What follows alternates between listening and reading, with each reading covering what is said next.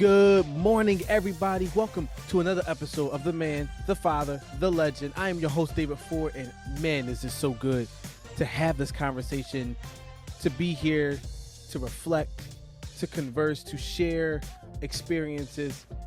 It's such a blessing. Thank you guys for tuning in continuously, for sharing, reposting, liking, and subscribing, all of those things. I greatly appreciate it. Thank you for all of our past guests. They have all been phenomenal. And today we have a great conversation with a wonderful person, a wonderful human being. He goes by the name of Zhabri Jefferies, also known as Z. He is a Temple legend. Shout out to all the owls who are listening right now. Z comes on and he's going to share some experiences, talk about some hurdles and some obstacles, and I'm telling you, you do not want to miss this conversation. This brother is the real deal. He's the real deal. Now, I started to not have him on the show because he has the beard that I've been trying to grow since I was about 16 or 17 years old. So I didn't want to bring him on the show and be reminded of the lack of beard that I have. But shout outs to all of my struggle bearded brothers. We're going to make it one day. Trust me. The god of facial hair and vitamin E oil will shine its light on us eventually. Before we get started with the interview, I want to give a special shout out to Bill. My brother-in-law, Tariq, he gifted me with this wonderful microphone that I'm going to use during this conversation and future conversations. Thank you. So without further ado, let's talk to Zhabri.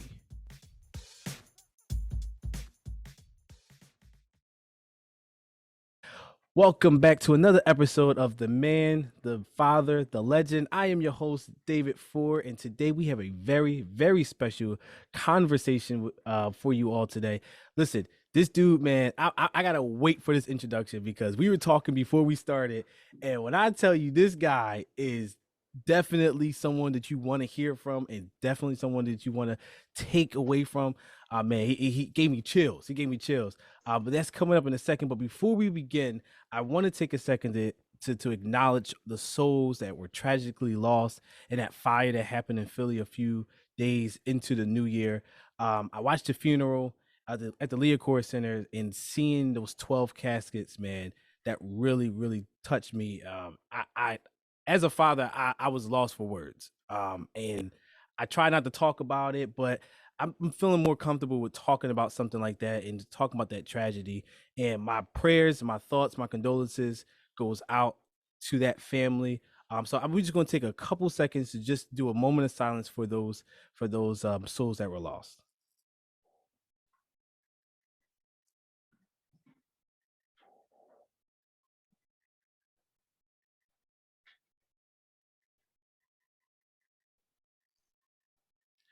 All right, cool. So again, we have a really special episode for you all today. This guy is an amazing father. He is an amazing person. This is Z, and he's going to give you a more formal introduction. So I'm gonna pass it over to you, Z, and you can do the more formal introduction. Well, thank you so much, Dave, for having me here today on your podcast. Definitely want to thank you for creating this podcast because there's not a space for a lot of fathers to talk about our daily struggles or the things that we do in our life daily, especially for Black fathers. And like I mentioned earlier, like where that that bridge between the old school parenting and the millennial school parenting. So I definitely appreciate you for having me here today on the podcast. The Man, the Father, the Legend, such a great name. But as you mentioned, my name is Zhabri. Everybody affectionately knows me as Z. So again, thank you for having me. All right, man. I appreciate that. Now you're from Philly, right? Yes. I like to tell people all the time that I'm an army brat, but I don't have any military affiliations, and the way I was raised. But born in Philly, moved around a lot, but came back home in high school, and man, finished out what the past 15 plus years. But yeah, born and raised in Philly. Okay, cool, cool. Now, how much of the Philly environment do you think kind of put you into this space that you are in now in your life and as your in your journey as a father? Um, in my journey as a father, I would say more so my mom and my upbringing Hmm. has more so to do with it, but I want to say that protective nature and the instincts that I have and that I try to impart in my family and that I will, as my daughter continues to grow, try to impart in her definitely comes from being raised in Philly because we all know, man, Philly is not easy at all. And then sorry to say, but you gotta look at our city now and the turmoil we're in. So it definitely has it definitely weighs heavy on everything that I do, and a lot of the wisdom that I will and I continue to impart on my daughter, and just my family in general. Now you mentioned about some of the things that's happening in Philly. Now, last year, 2021, we reached record numbers of crime and just senseless violence. How much of that stuff and now, that happens everywhere. Now, Philly is getting crazy, but it happens all over our country. We see senseless violence and senseless acts of crime. So, how much of those things do you kind of internalize as you're raising your daughter? Because unfortunately, she at one point will be exposed to it. Prayerfully not a victim of it, but she'll be exposed to it. Maybe she hear about it. Maybe she have a friend or a classmate or something. So how much of that are you internalizing and kind of keeping in the back of your head as you're raising your daughter? I'm internalizing it all. Majority of my family is still in Philadelphia. I have a younger brother who has a daughter in Philly. I have a younger sister who has a son who's growing up in Philly. I'm not back in Philly that often, especially because of the pandemic. But I keep an eye on everything that goes on. I don't Mhm. want my daughter to grow up and not understand where her family comes from, but I want her to have an understanding of it's not easy. And growing up in Philly, like I said, it's hard. Like you said, we in 2021, the city reached record highs as far as murders go. Mhm. And 2022 is not off to a good start either. Nope. So it's like, and I think you brought up a good part. Like, yes, violence, murders, crime happens everywhere, but it's happening in Philly, even Chicago, like a lot of cities that you name, it doesn't happen.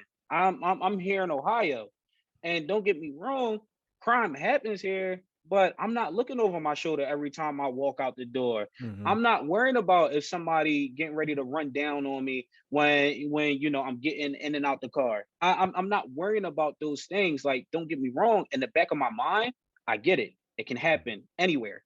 But Hmm. to where when I come back to Philly and I'm looking over my shoulders, I'm worrying about sitting on the steps. I'm honestly worried about bringing my daughter outside to just sit on the steps Wow. because anybody can be an innocent bystander. Right. Right. Right.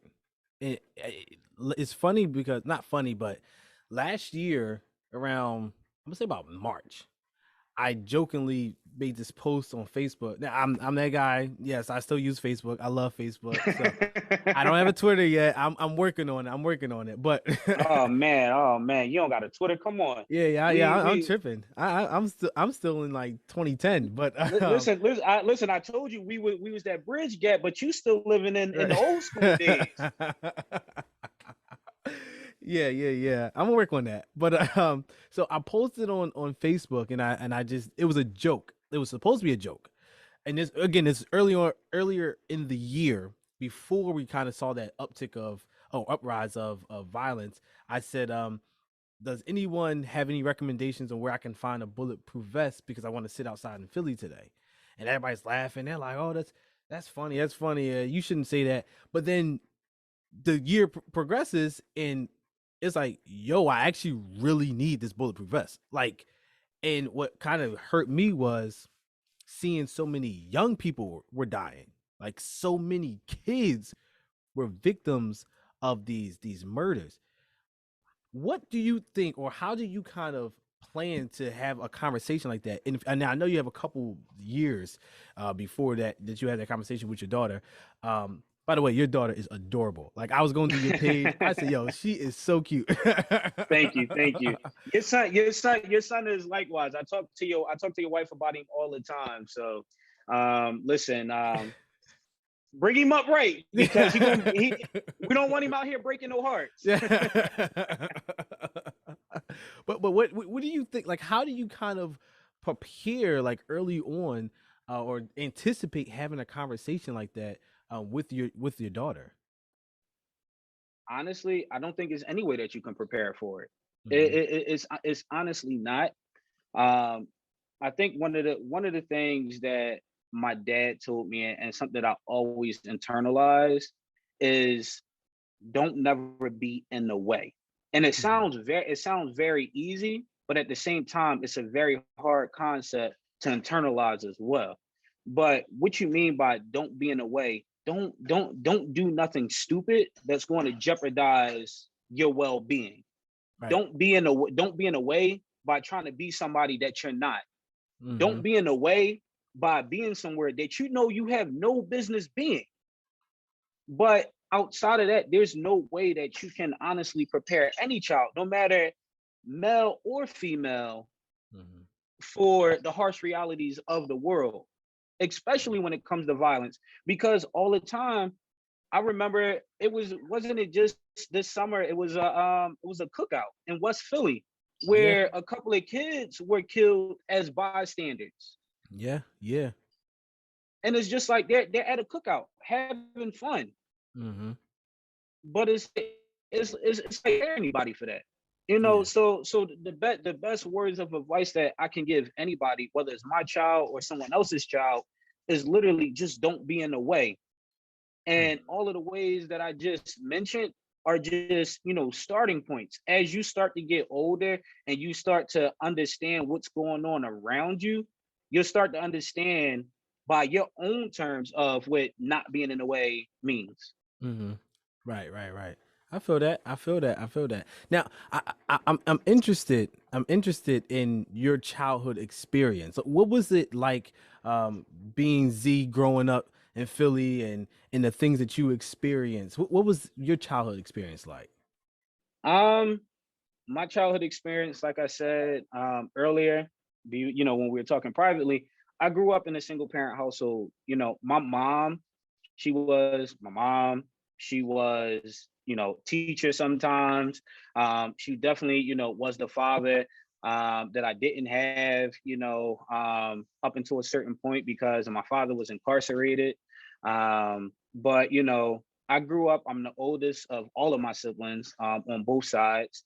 So while my mom, was working, I'm at home, watching my brother and sister, helping them with their homework once I reach a certain age. Basically, thrust into, as we all like to say, being a man of the household Mhm. at a young age. And I tell people all the time, anybody that meets me, anybody that knows me, I tell them that I didn't have a childhood technically. Mhm. And people may, hear this and they may be like, wow, how didn't you have a childhood? Or may even think that my childhood was just so harsh, but it's the reality of the community that we grow up in. All the time, everybody doesn't have the luxury of growing up in a two-parent household. And if you Right. do, all the blessings to you. But it just doesn't happen like that. And my mom did the best that she could with what she had. But at points I had to step up and help. Right. So at a young age, that's why a lot of people tell me, oh, just the way you carry yourself older. That's just because when everybody was outside running around, I was in the house doing homework and waiting, my mom getting ready to go to work. Everybody playing, Pop Warner football. I didn't start playing Pop Warner football until I was about 12. And Wow. when I started playing Pop Warner football, it got cut short because mom had, to be at work. You know, and for a period of time, I did, regret my upbringing because I'm just like, man, it's a lot of memories that I missed out on. I never finished school. I never finished a full cycle of school. So meaning, kindergarten through fifth grade, or, sixth through eighth grade, or, ninth grade through 12th grade until sixth grade. Wow. I would, that's why I say, I was technically, like an army brat. I moved around a lot, lived in Philly, lived in Delaware, lived in Atlanta, lived in Florida. Florida was where, I spent, fourth grade all the way through ninth grade. And, it wasn't until I got to sixth grade where I finished sixth through eighth grade out at one school. Wow. So I'm not that type of person where everybody's like, oh, I got this friend since I was, 5 years old. I don't have those. I Mm-hmm. don't. Whatever. My closest friends that I have, was my mom, my brother, my sister, because that's who I grew up with. That was my circle. And one of the things that I do carry, and I'm very, very grateful for, is that they say, a lot of your true friends and your lifelong friends are the ones that you meet in college. Yeah. So so I'm thankful for that. That I made it to college, and I built lifelong bonds, and I do have people that I do call, my best friends, or, friends that I look at, as brothers or as sisters. But, the life of Z, man, growing up, it wasn't easy, but it wasn't the worst. I didn't have a mother, that did drugs. I didn't Mm-hmm. have, a mother that was out here, selling her body, or, doing, whatever. I had a mom, who was doing an honest living, but had it hard. And I just had to step up to the plate. And like I said, for a period of time, I did regret it. But when I look back on it, and I look at people who are our age, who don't know how to open a checking account, who Mm-hmm. don't know how to, even take care, that don't know how to take care of that, child. And it's not saying that they don't know how to, raise their child or do those things, but changing a diaper, being able to watch a kid, make a bottle, like all of those Mm-hmm. different things, and just the level of even maturity. I moved out my mom's house when I was 17 Wow. or Okay. whatever. Fresh out of high school, you start smelling yourself a little bit, and you just like, man, listen, I don't want to come in the house at at 10 o'clock, 11 o'clock. I want to go out. I want to have fun. But I was able to do those things or whatever. Right.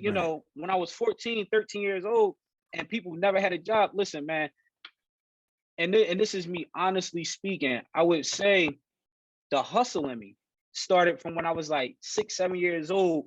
When I used to, and this is going to sound so funny, whatever, because I'm Muslim, but I was on the corner, with the Muslims selling oils and incense or whatever.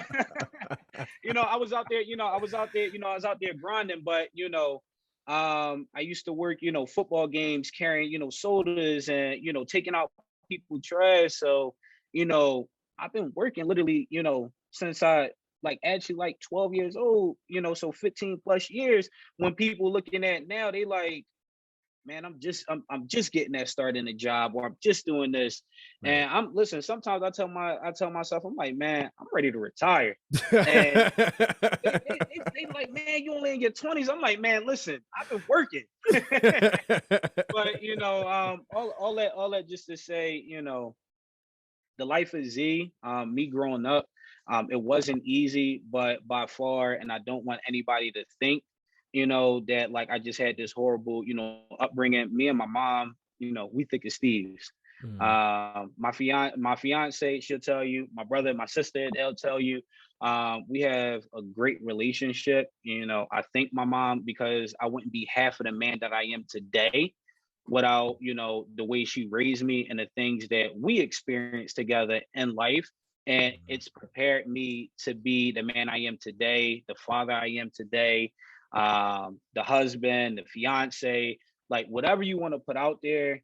It's because of the way I was raised. And a lot of people really don't think about it, and the things that you go through, whether it's childhood traumas, the way you was raised, the community that you came from, it makes you the person you are today, Right. whether you let the negative affect you in a negative way, or you let the negative affect you in a positive way, and you let the positive be the positive. Right. Man, that's a gem right there. That's a gem right there. Shout out to moms for being so sweet, so awesome. now now when you were younger, did you ever or were you thinking about potentially being a father when you got older? Was that something that ever crossed your mind really, especially being Oh, that you were taking care of the younger siblings? oh yeah, yeah. I agree completely. Having the kid was definitely on my mind. Um, I'm gonna be honest. I think I used to tell myself that I wanted to have my first kid by the time I was 17. And it's crazy, it's so crazy. It sounds Hey, yo. wild, but but listen, I used to tell myself this just because of the simple fact that I was like, I used to have that mentality like I wanted to grow up with my kid Okay. so that like I can experience everything different along the way. Because think about it, if I had a kid by the time I was 17, by the time I'm 27, they'll be 10. By the time they're 15, I'll be like 32. So it's just like, you still have like that kind of, oh, this is my homie, but this is also my kid type dynamic. But Okay. man, listen, I tell you, as being a parent now, listen, I don't know what 17-year-old me or 10-year-old, 12-year-old me was thinking, but man, I think it's hard now being a dad. Oh man. Sheesh. Being a 16-year-old, 17-year-old dad, man. What was that show that they had? With 16 the and 16, 16, yeah. 16 and pregnant. Yeah. Man, I don't know how they do it, man. I tip my hats off to them and anybody that does have a child, even anybody that has a child 20, 21 years old, man, I tip my hat off to you.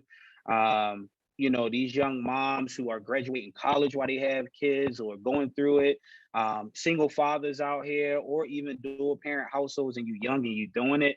I tip Hmm. my hat off to you. I commend you because it is not easy. Nope. It's not. It is not. Chelsea, you said 17. I'm like, whoa.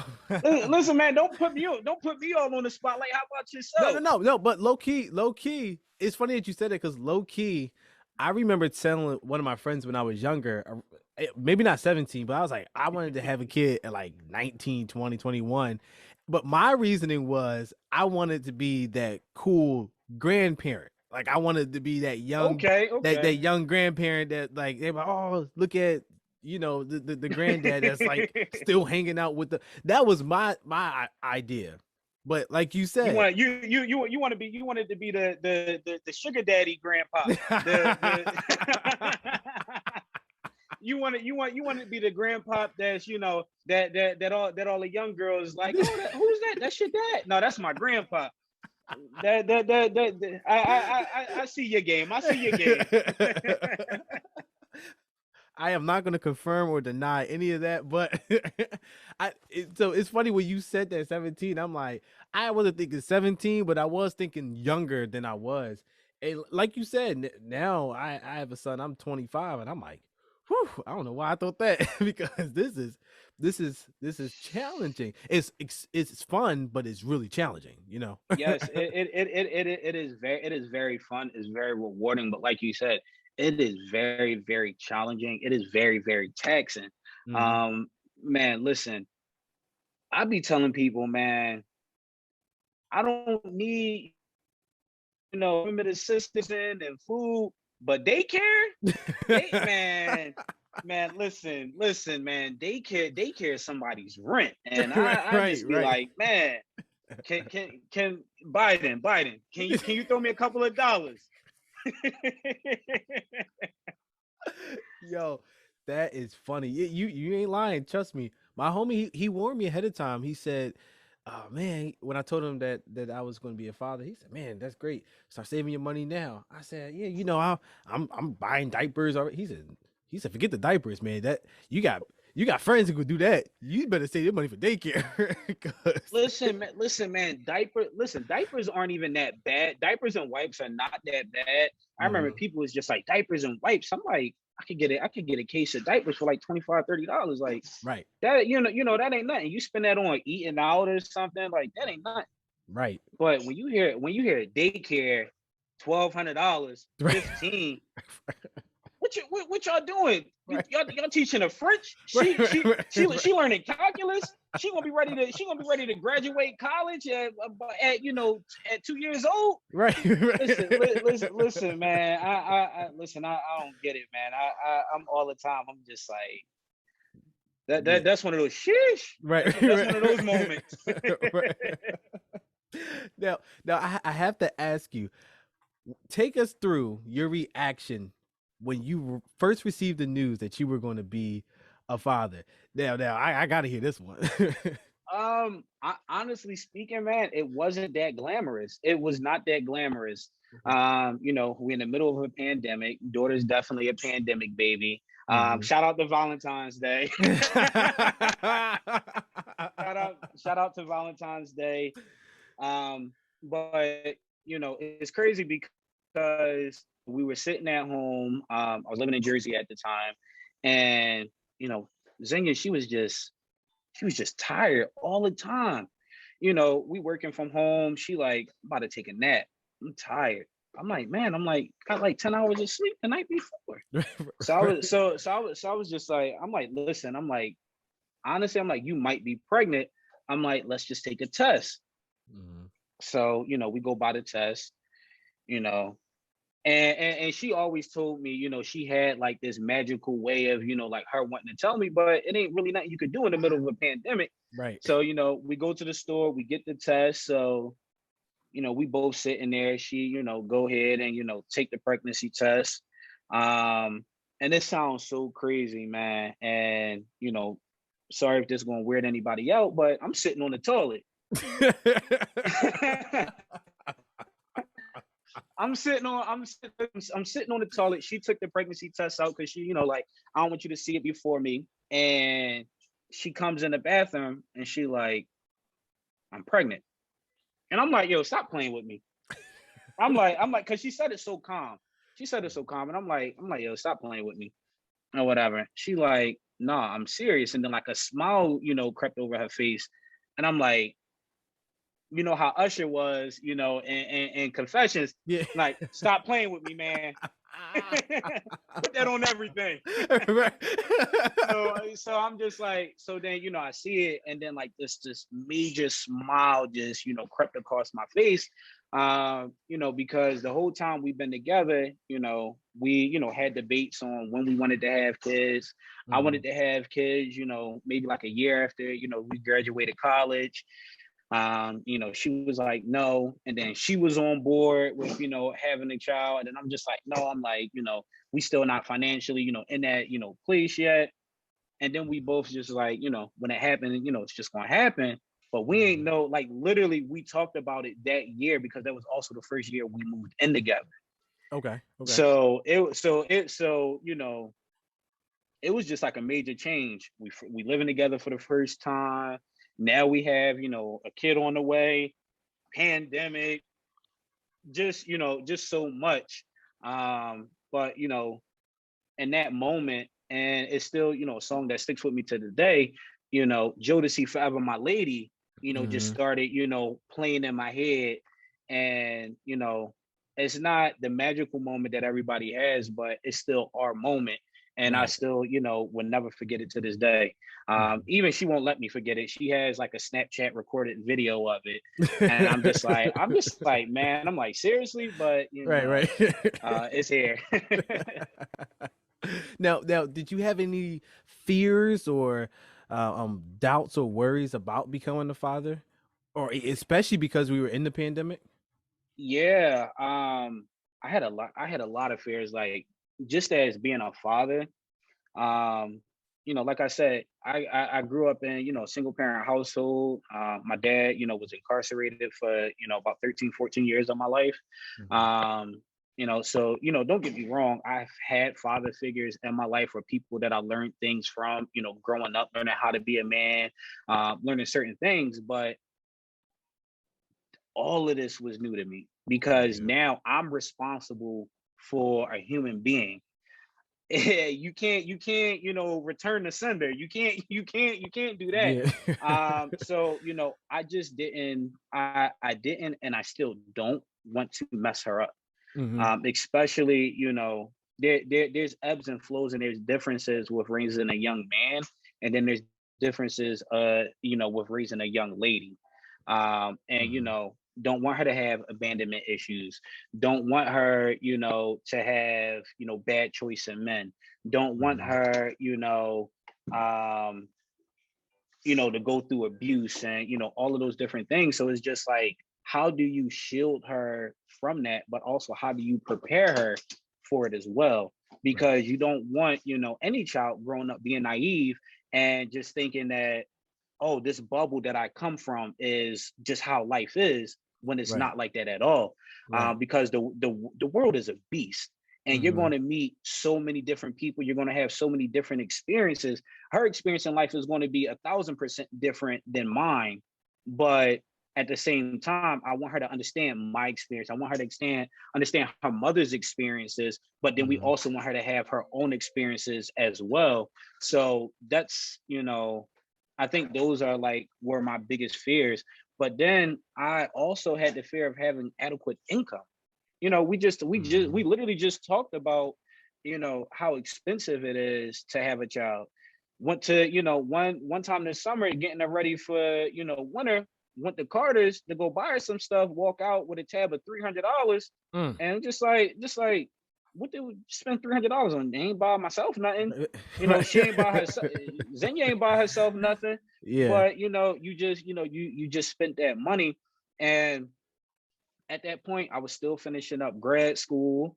Hmm. I was still, a lot of times, growing up, people tell you, you go to college, you get a good job, and that's not it at all. Right. Right. Right. Some people get set up with that job, but I'm still trying to find, my own footing and where I belong and get my career jump started.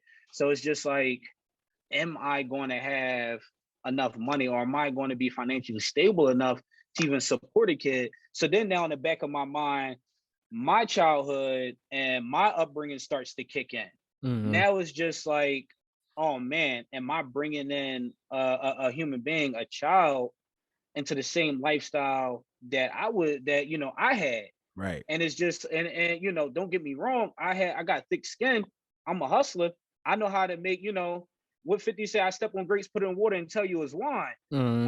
You Yeah. Yeah. like Yeah. like I'll make something happen. But at the end of the day, I did not want to bring a child into, that type of household or have that type of mentality, bringing a child in. So the biggest thing is, you are never 100% prepared to bring a child in. Hmm. It never, nobody, I don't care if you're rich. You can be rich, and sorry. No, you're good. But Listen, that was the most on brand thing that happened for this conversation. listen, it's dinner time, mom's feeding there, and I just look over, and you hear it, so Yeah. that dad signal just go off, and it's just like, hold on. Right. But but at the end of the day, I don't care if you're rich, if you're famous, if you're broke, if you in the middle. Hmm. Nothing prepares you for fatherhood or parenting at all, because you can be financially stable, but you can be mentally unstable, emotionally Right. unstable, physically unstable. There's Hmm. so many different levels to stability that you'll never be prepared. Right. So Right. it's just like looking at all of those things. It's just like, okay, am I emotionally prepared to be a parent? Yes, but there's still things that you have to unlock, especially as a man, as a black man, Hmm. that you have to unlock emotionally. Okay, mentally, am I there? From education standpoint, yeah, I would say I'm there, 2 degrees. I feel as though that I'm mentally there, but then again, What about those traumas? What about, Right. do you need to seek therapy? In the Black community, it don't matter if you're a man or if you're a woman. Hmm. We see, somebody going to seek, counseling or therapy as being weak. And as a Hmm. Black man, you better not tell anybody that you're going to, go seek therapy, because they're going to be like, oh, well, what's wrong with you? And it Right. could be nothing that's wrong with you. You just have to unpack some things, like physically. I'm a bigger guy. So it's like, is my health in a place to bring a child in? Like, will I be Right. here? What does my longevity look like bringing a child in? Will I see, my daughter's first birthday? Will I be there for, her 15th, 16th? Will I be there to see, her get married? Hmm. So those are things that you start looking at, but I feel as though everybody only looks at the financial point, the financial standpoint. And it's just like, financially, if you look at it, only people that'll probably be ready is rich people to bring kids in. But when you look at everything else, it's like some things are small to a giant. Right, right, right, right, right. Now, one of the things that I love about this podcast is because I talk to a lot of different guys. And one of our past interviews with two of our past interviews, one with Julian, um, a good friend of mine from Temple, and Izzy from Temple, they both talked about when they had their fears, and the first thing they started to do was seek therapy, seek counseling, go like take that internal look and deal with some of those traumas and demons and those fears that they had, and that kind of really prepared them for that. In your opinion, why do you think it's difficult for men, specifically Black men, to actually get comfortable with facing their traumas? Yeah. The biggest thing, man, is the community that we come from. Mm-hmm. No matter if you were raised in a single parent household, dual parent household, if you were raised in a Christian household, an Islamic household, an atheist household, Buddhist, like whatever, you're always told you're a man, you're a boy. Stop crying. Mm-hmm. Oh, boys don't show emotions. They don't do this. What you crying for? Like all of those words that you hear over and over and over as you grow up, it's like you start to internalize, and it's like, what do I got to go talk to a therapist for? Right. What why do I have to have a conversation with you?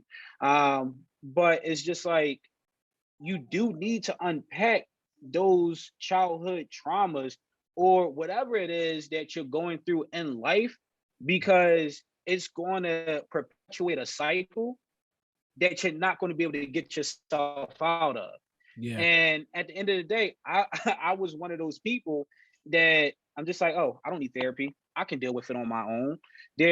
And until you sit down and speak with someone, you won't understand what it is that you've experienced that could be an underlying issue that continues to cause problems in your life, or Mm-hmm. that cause problems in your relationship, or as you said, in your struggles, or in this new venture of you being a parent.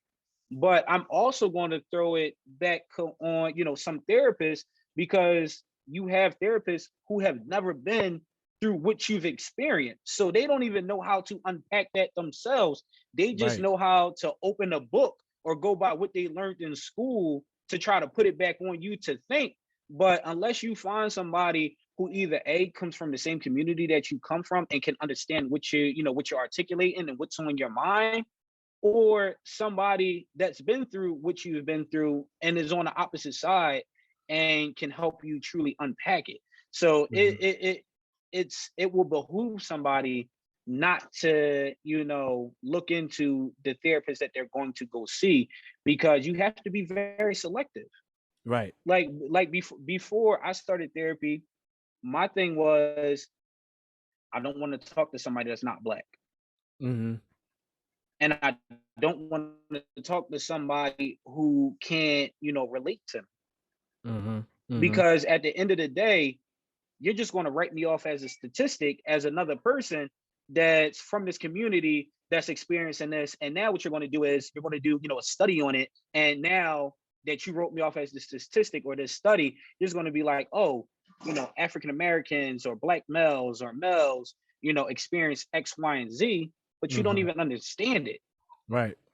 Right. So how have you overcome some of these things? Um, Honestly, I'm still dealing with it. Mm, I'm still dealing with it.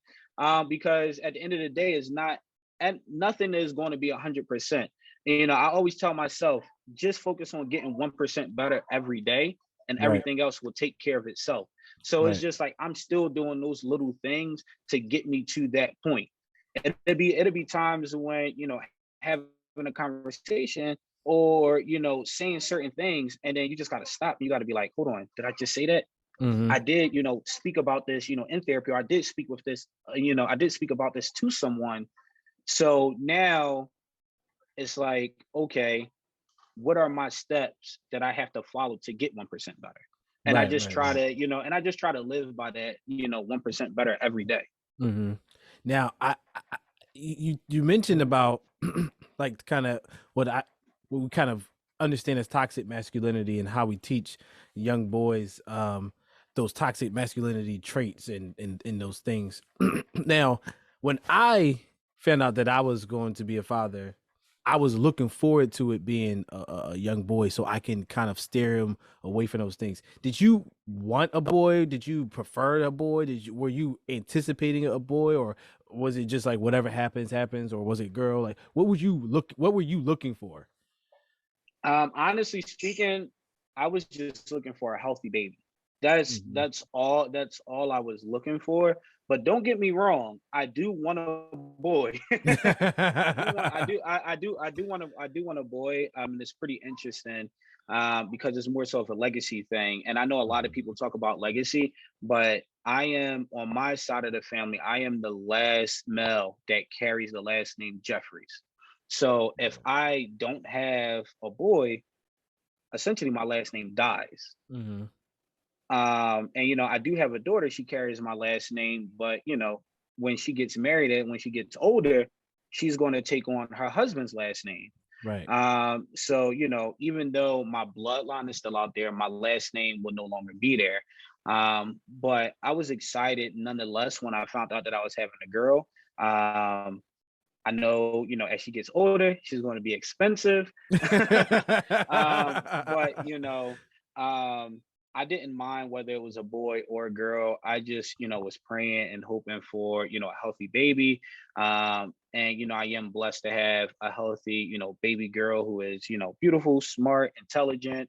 Um, and she keeps me on my toes every day. That's what's up. That's what's up. Now, before we started talking, you and I talked, and Correct. we talked about postpartum depression.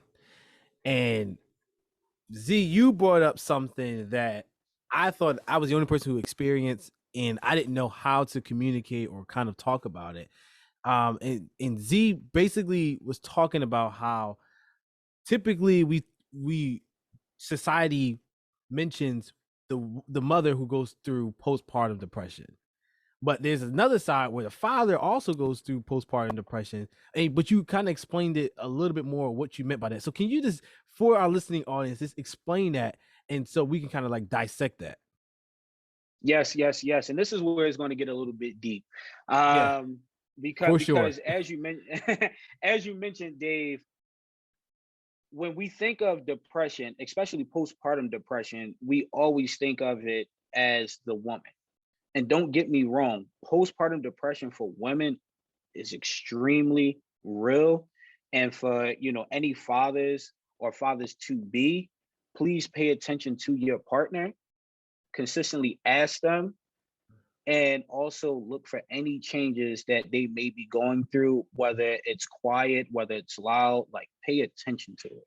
Hmm. But the postpartum depression for fathers is something that's very, very overlooked.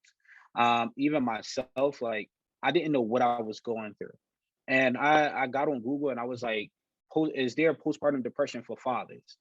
And they say yes. Um, and postpartum depression looks very, very different because you are constantly evaluating yourself. Hmm. Like, you're evaluating yourself, like, am I doing enough? Am I being a good partner? Because there were times that excuse me, and I don't know if you allow cussing, but Be I be be felt be like be be genuine. I felt like shit. I felt Mhm. like I was not being a good father because, for the most part, Brielle was breastfed for Mhm. literally her entire childhood. She was breastfed. So it's just like when Brielle wakes up in the middle of the night screaming and she's hungry, I'm asleep. Mhm. Zenya's up breastfeeding, or I wake up and I try to be there. It's like it's nothing you can do. Just go ahead and go back to sleep or whatever. When Brielle has to be up underneath, Zenya 24/7. It's like, man, what am I doing? When you try, to go ahead and get a baby a bottle, and the baby doesn't, want to be up underneath you, it's like that depression kicks in. And it's just like, am I being an adequate father? You start questioning everything that you're doing because there's nothing you can do until the Right. child starts to get older. Right. So it's like for those first couple of months, it's just like, okay, I'm just there. And then as your partner is going through that depression themselves, it's like, okay, now the mood swings start to kick in, Mhm. and you're just looking back, and it's like, what am I not doing right? And or Mhm. is my partner resenting me? Mhm. It's a wide range of what can happen, and I really did not notice that I was going through depression until I got here to Ohio, and I started, putting back on, weight that I lost throughout the pandemic. I lost 50 pounds. Mhm. And then I noticed that I started putting the weight back on. I'm not happy with my job. Mhm. Always in a disgruntled mood. So it's like, hold on, what is going on with me? Right. And you sit down and you start doing research, and you see that you're going through postpartum depression yourself, but you can't talk about it Mhm. because you have your partner who is possibly going through it themselves. And do it is it right for you to put that on your partner who just birthed your child, who's Right. going through body changes and everything themselves? That's Mhm. selfish. That Right. it and don't get me wrong, you do need to talk to someone, but it's just like, how can you talk to that person that's sitting right next to you and tell them like, hey, I'm going through X, Y, and Z. And it's just like, how you going through X, Y, and Z and you not doing nothing. And it's not them Mhm. saying it to you physically, it's mentally you dealing with it. Right. And Right. that's and Right. that's what and that's why I brought up earlier. There's so many different ways to talk about stability as being a parent. And one of them that I mentioned is mental stability. Mhm. Yeah. So it's just like, it's not whether you're mentally stable right then and there. You could become mentally unstable going through the process of being a parent. Right. Right. Right. Right. Right. Now I remember one time in particular, she's crying because well, I don't think she was crying, but her hands were in her face, and Junior is like screaming, and I pick him up, and he's not calming down. I'm rocking him, I'm singing to him, I'm doing it. I'm trying to give him the bottle. He ain't taking the bottle, and I just felt like completely helpless. But it was a double side of helpless. I can't really help T because T is exhausted. She is exhausted. She's been up for probably 2, 4, 3, 4, 5 weeks straight. Like no Mm-hmm. exaggeration. She's been up taking care of him at night. He's still crying. I can't help him. The dog's barking. It's just everything is going down, and my job is calling me, and it's like, yo, come on, Listen, bro. man. Listen, man. I get it. Like, you get hit with the double whammy. You get your partner, like I said, who's going through it, and like Mm-hmm. you said, in that moment, she like she's exhausted. Like, she Mm-hmm. has no more to give, and Mm-hmm. it's literally like, okay, I want to give you my love, my affection. I want to let you know that you're worth, everything. Mm-hmm.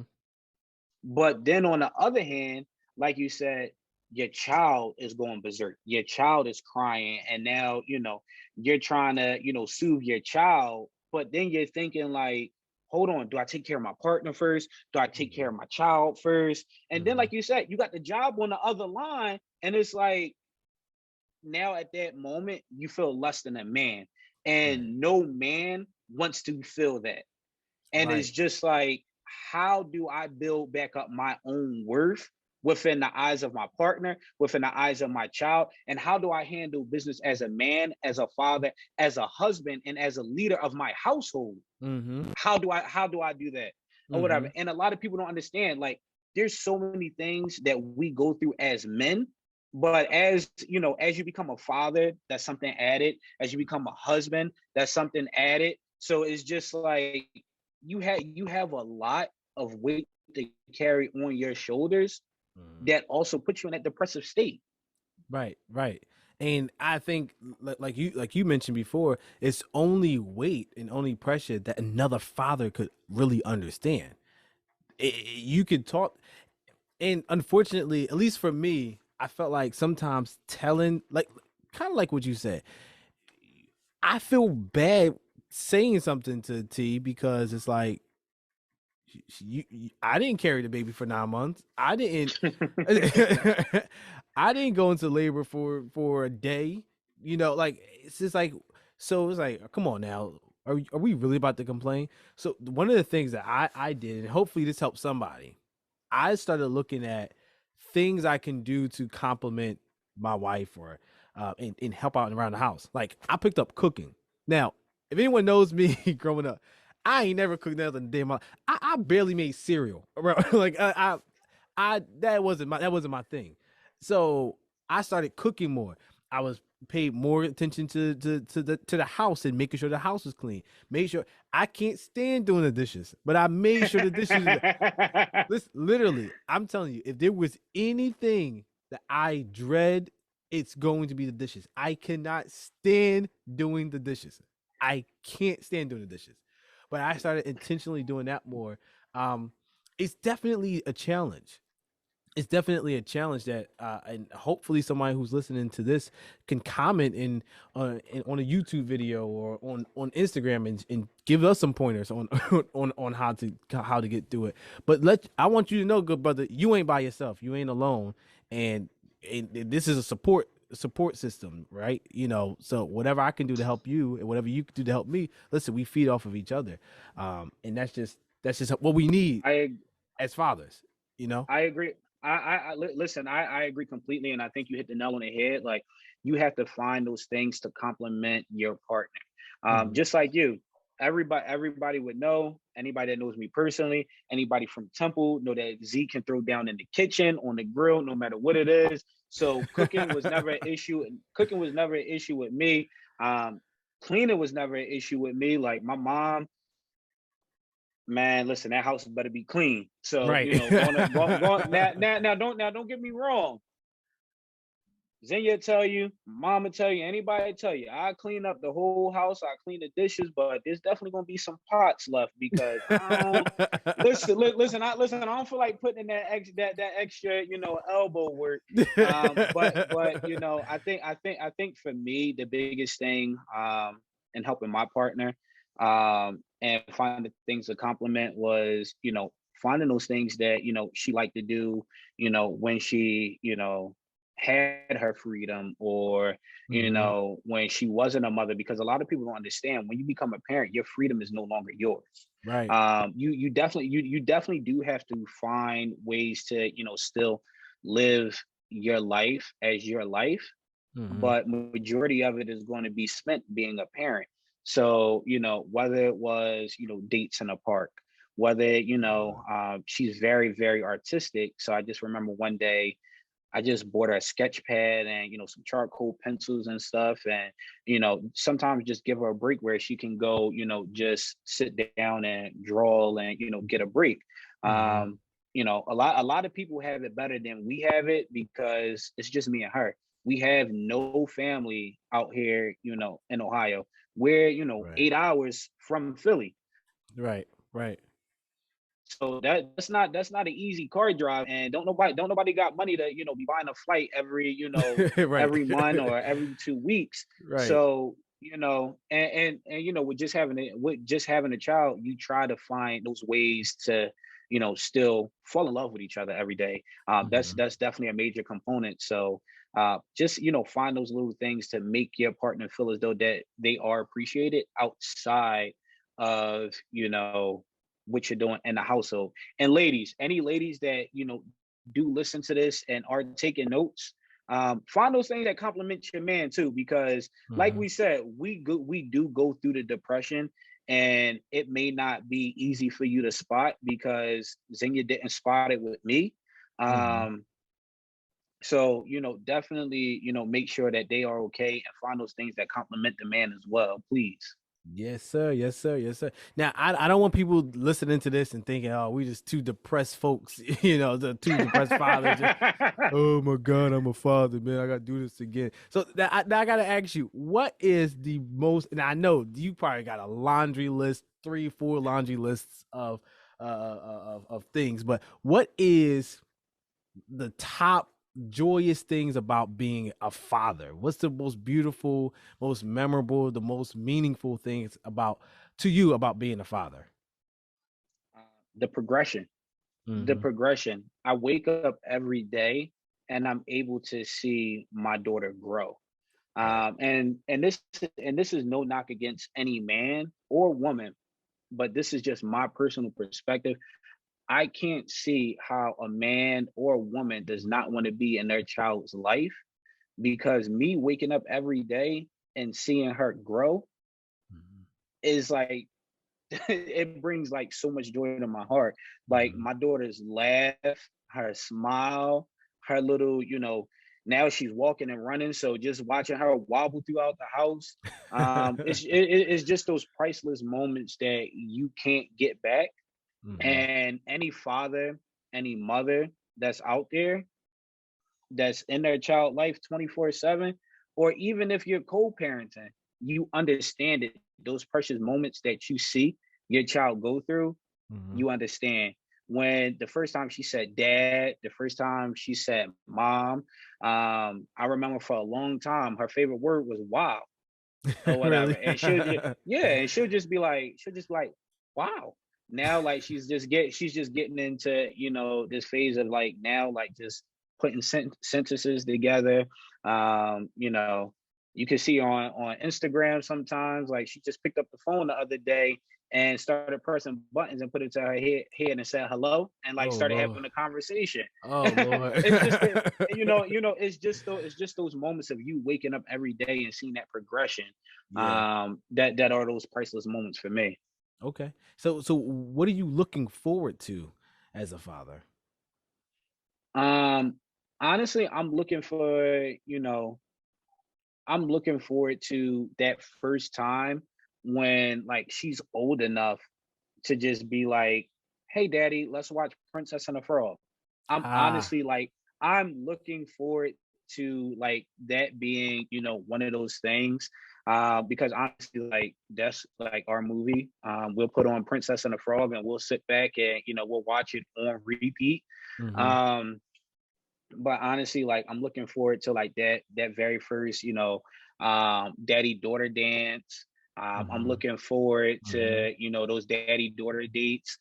We haven't done one in a while, but like our first daddy daughter date, we went to an ice cream parlor. She's about probably like 7, 8 months, and I'm in there eating ice cream and giving her some, and she just like trying to snatch the whole cup of ice cream away from me. But I'm just, I'm looking forward to those moments. And then I'm also looking forward to the moments where, those mommy and me moments where, they both go out to go get their nails done. Yeah. They both, go and go get their hair done for the first time. Like I'm really just looking forward to the bonds that she built with both of her parents. Mm-hmm. And honestly, just, looking forward to that progression that she makes in life. And I just want to see, the impact that I have on her growing up and being in her life 24/7. That man, that's awesome.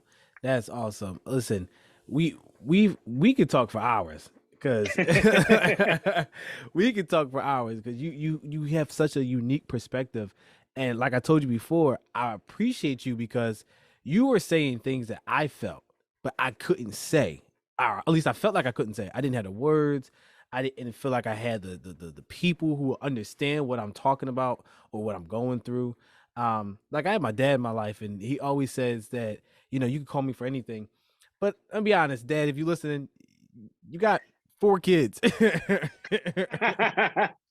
I feel bad sometimes, just dumping off everything that I feel on my day, even though I know he'll listen and he will answer any time of the day. But being able to talk to somebody in the same age group, experiencing the same things, because listen, I don't care what anyone says. And I was telling this to one of my this quick story. One of my old heads who I was talking to about the podcast, he said, Dave, what do you, he said, I'm not trying to be rude, but you just had a kid. What could you possibly offer as a father in terms of your experiences, or what do you have to say? I said, you are coming from a perspective of you're older, you had multiple kids, etc. I said, but one thing that I experienced that you've never experienced is raising a newborn in a pandemic. You've never Mm-hmm. experienced that. He said, "Oh man, I get what you're saying." I said, "Dude, this is a completely different beast, bro. Like, not being able Mm-hmm. to just freely go out and go to people's houses and always cautious of who's around. Are they vaccinated? Do they have a mask on? Did they wash their hands? Like who they been around? Like that is a completely different level of stress, a level of anxiety. So being able to talk to you, and we didn't talk too much about that, but just being able to talk about some of the things that we feel as men is good, man. Definitely got to bring you back on. We definitely got to bring you back on, man. Yeah. This cannot end Yeah. here. I've definitely enjoyed my time, and like I said, I thank you, for creating this space, and welcome me into your space. Mhm. But even going off of your last story, it doesn't matter if you have a newborn or if you've been in the game for 20, 30 plus years or whatever. Everybody has a perspective to offer, Yeah. and this is a space that you created to, one, not only give advice but also to learn Right. from others as well. Because at the end of the day, like you said, you didn't know who you can talk to about how you were feeling, that depressive state or Hmm. whatever. But now you bring somebody on. We had this conversation. Who knows what father's life we can be saving with Right. having this conversation, even speaking about depression, especially, with Black fathers. Hmm. Or, now, somebody may see this and be like, man, let me reach out to Dave. Let me reach out Hmm. to Z. Let me, Hmm. send a message or something, and just let them know how I'm feeling. And I know myself, if somebody reached out to me and let me know, that they was feeling, depressed, and they needed somebody to talk to. If I don't know you, I'm still going to reach out to you. Yeah. um you know we Zenya created a mom blog, and recently, even though we have good jobs and we have a dual parent household, we still understand the struggles of raising a kid. It's not cheap at all Yeah. or whatever. Yeah. We literally just did a giveaway, you know to a mom, and sent diapers, wipes, clothes, Mm. toys for the holiday Hmm. or whatever. And only thing we was asking people to do is, we didn't announce who won, nothing. Everything was secretive because you don't need to advocate or publicize what you're doing. Just do it, Just out of do it. the grace of your heart. And we did it. And it could have been anybody, nobody that Hmm. we even know. Right. And Right. we just doing it just because, and just because we're parents. And Hmm. it kind of, it started from me coming from a single parent household and understanding those struggles. But it's just also being in that position and understanding the struggles, and just thinking about, man, the holidays is coming around.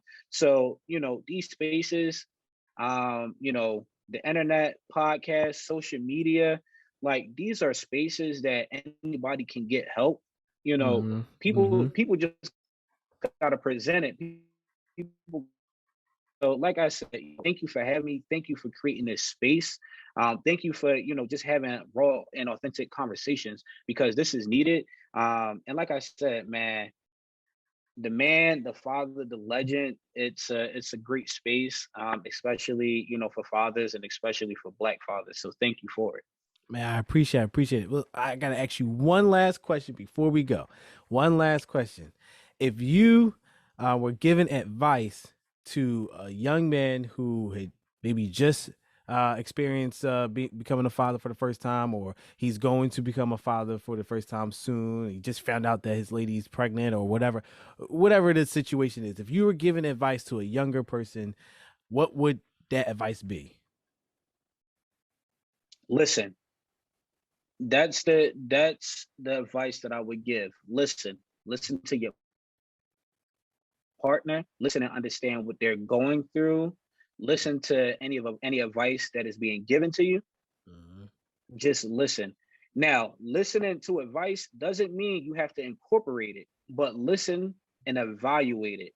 But Mhm. listening is such a major and key component, because as Zinnia was going through her pregnancy, I was listening and I was understanding what she was going through. And me listening and understanding it allowed me to do research. I started learning about blood pressure. I started learning about, things to say to doctors if they tell you, oh, she's not experiencing pain, or she's just over exaggerating it, because the mortality rate for Black women going through pregnancy is high. It's really high, so yeah. so so it's like listening is key when you're going through pregnancy, and as you're becoming a father or a parent in general. So if it's one key piece of advice I would give, is to listen, because when you listen, you understand, you can comprehend, and you can move forward.